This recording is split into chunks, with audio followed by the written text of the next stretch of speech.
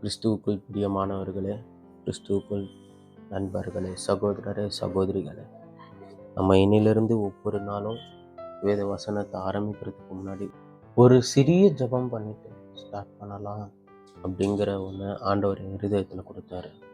So ஆண்டவரே, இந்த நாளை காண செய்ததற்காக எமக்கு நன்றி ஐயா. இந்த புதிய நாளிலே புதிய கிருபையினால் எங்களை நிரப்பும் தேவா. உடைய வேத வசனங்களை நாங்கள் வாசிக்கும் போது வாசிக்கிற எனக்கும் கேட்கிறவர்களுக்கும் கர்த்தாவே, இந்த வேதத்தின் மகத்துவங்களையும் ரகசியங்களையும் நீர் அருளி செய்யும் ஆண்டவரே. நீர் சொல்லாம உம்மை பற்றி நாங்கள் தெரிந்து கொள்ள முடியாது. நீர் வெளிப்படுத்தாம உம்முடைய வேதத்தின் ரகசியங்களை புரிந்து கொள்ள எங்களால் முடியாது. எங்களோடு பேசும், நாள் முழுவதும் எங்களோடு இரு. எங்களை காத்துக்கொள்ளும். உடைய சட்டை நிழலில் எங்களை மூடி மறைத்துக் கொண்டு நீ வழிநடத்தும், பாதுகாத்துக் கொள்ளும். இயேசுவின் நாமத்தில் ஜெபிக்கிறேன் பிதாவே, ஆமென், ஆமென். சங்கீதம் 61 அதிகாரம். மெகினோத் என்னும் வாத்தியத்தில் வாசிக்க ராக தலைவனுக்கு ஒப்புவிக்கப்பட்ட தாவீதின் சங்கீதம். தேவனே, என் கூப்பிடுதலை கேட்டு என் விண்ணப்பத்தை கவனியும். என் இருதயம் நோயும்போது பூமியின் கடையாந்திரங்களில் இருந்து உம்மை நோக்கி கூப்பிடுவேன். எனக்கு எட்டாத உயரமான கண்மலையில் என்னை கொண்டு போய்விடும். நீர் எனக்கு அடைக்கலமும் சத்ருவுக்கு எதிரே பலத்த துருகமாயிருந்து நான் உம்முடைய கூடாரத்தில் சதா காலமும் தங்குவேன். உமது சட்டைகளின் மறைவிலே வந்து அடைவேன். தேவனே, நீர் என் பொருத்தனைகளை கேட்டீர். உமது நாமத்திற்கு பயன்படுகிறவர்களின் சுதந்திரத்தை எனக்கு தந்தீர். ராஜாவின் நாட்களோடு நாட்களை கூட்டுவீர். அவர் வருஷங்கள் தலைமுறை தலைமுறையாக இருக்கும். அவர் தேவனுக்கு முன்பாக என்றென்றைக்கும் நிலைத்திருப்பார். தயையும் உண்மையும் அவரை காக்க கட்டளையிடும். இப்படியே தினமும் என் பொருத்தனைகளை நான் செலுத்தும்படியாக உமது நாமத்தை என்றைக்கும் கீர்த்தனம் பண்ணுவேன். சங்கீதம் 62 அதிகாரம். எதுதூன் என்னும் ராக தலைவனுக்கு ஒப்புவிக்கப்பட்ட தாவீதின் சங்கீதம். தேவனையே நோக்கி என் ஆத்துமா அமர்ந்திருக்கிறது. அவரால் என் ரட்சிப்பு வரும். அவரே என் கண்மலையும் என் ரட்சிப்பும் என் உயர்ந்த அடைக்கலமும் ஆனவர். நான் அதிகமாய் அசைக்கப்படுவதில்லை.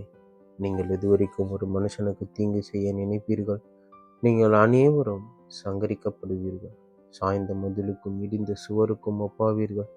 அவனுடைய மேன்மையில் இருந்து அவனை தள்ளும்படிக்கே அவர்கள் ஆலோசனை பண்ணி அபத்தம் பேச விரும்புகிறார்கள். தங்கள் வாயினால் ஆசீர்வதித்து தங்கள் உள்ளத்தில் சபிக்கிறார்கள். என் ஆத்மாவே தேவனையே நோக்கி அமர்ந்து நான் நம்புகிறது அவராலே வரும். அவரே என் கண்மலையும் என் ரட்சிப்பும் என் உயர்ந்த அடைக்கலமும் ஆனவர். நான் அசைக்கப்படுவதில்லை. என் ரட்சிப்பும் என் மகிமையும் தேவனிடத்தில் இருக்கிறது. பலனான என் கண்மலையும் என் அடைக்கலமும் தேவனுக்குள் இருக்கிறது.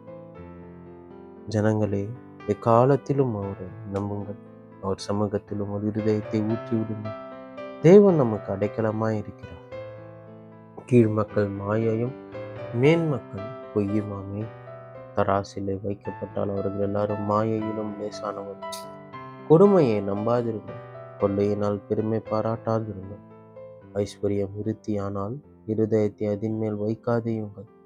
தேவன் ஒரு தரம் விளம்பினார், 2 தரம் கேட்டிருக்கிறேன். வல்லமை தேவனுடையது என்பதே, கிருபையும் உம்முடையது. ஆண்டவரே, தேவரீர் அவனவன் செய்கைக்கு தக்கதாக பலனளிக்கிறீர். நீதிமொழிகள் 1 அதிகாரம். தாவீதின் குமாரனும் இஸ்ரவேலின் ராஜாவுமாகிய சாலமோனின் நீதிமொழிகள்.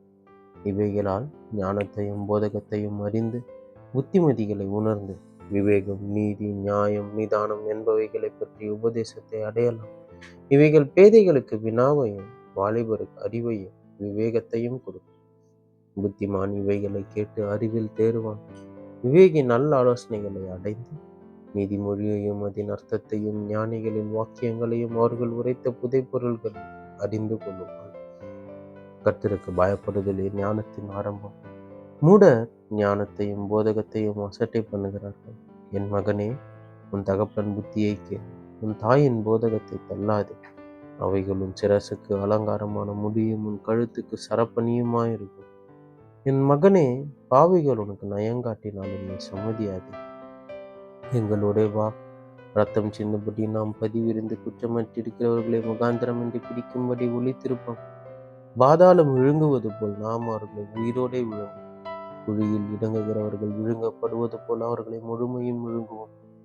விலை உயர்ந்த சகலவித பொருள்களையும் கண்டடைவோம். கொள்ளை பொருளினால் நம்முடைய வீடுகளை நிரப்புவோம். எங்களுடைய பங்காளியாயிரும். நம் எல்லாருக்கும் ஒரே பை இருக்கும் என்று அவர்கள் சொல்வார்களாகி, என் மகனே, நீ அவர்களுடைய வழி நடவாமல் உன் காலை அவர்கள் பாதைக்கு விலக்குவாயாக. அவர்கள் கால்கள் தீங்கு செய்ய ஓடி ரத்தம் சிந்த தீவிரிக்கிறது.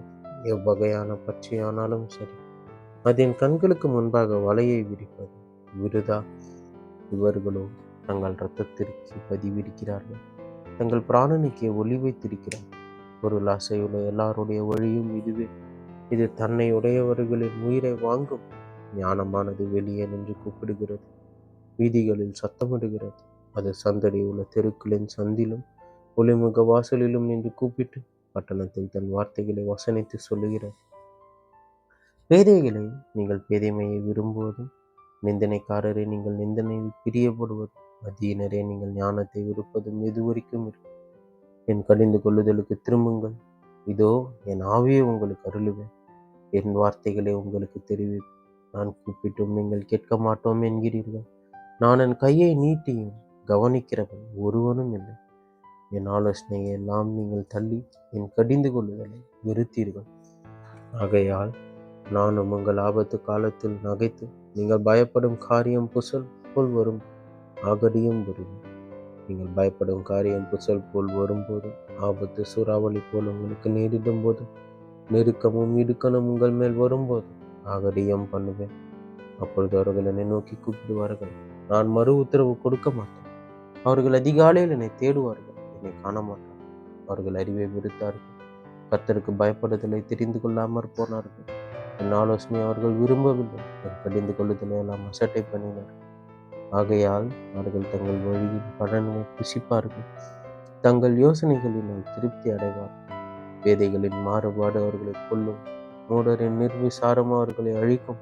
எனக்கு செவி கொடுக்கிறவன் எவனோ அவன் விக்கினமின்றி வாசம் பண்ணி ஆபத்திற்கு பயப்படாமல் அமைதியாய் இருப்பான் என்பதே. ஆமேன், ஆமேன்.